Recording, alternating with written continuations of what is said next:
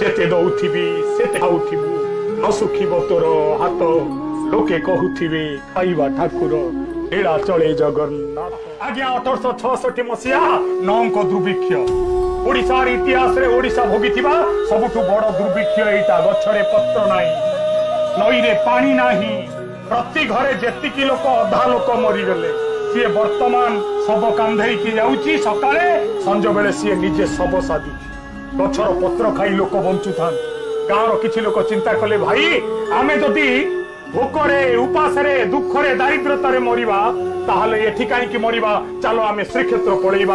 बालेश्वर मेदिनीपुर ठारू श्रीक्षेत्र जाए भोकिला दुखी अनाहार मनीषर पटुआर समस्त मुहरे गोटे कथा, चलो क्षेत्र जीवा क्षेत्र जीवा क्षेत्र जीवा।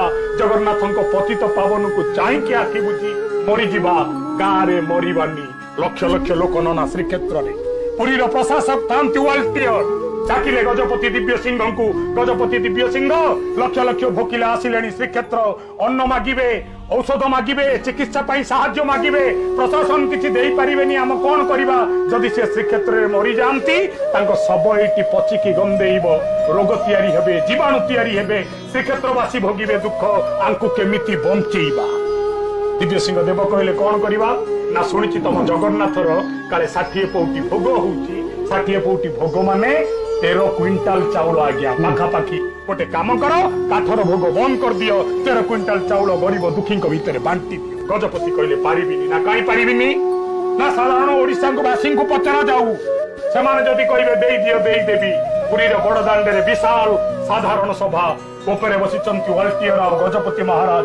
वाल्टियर कहले सुनरे भोकिला ओडिया दल मरी जाउच, सरी जाउच, माटी रे मिसिबाकू जाउच।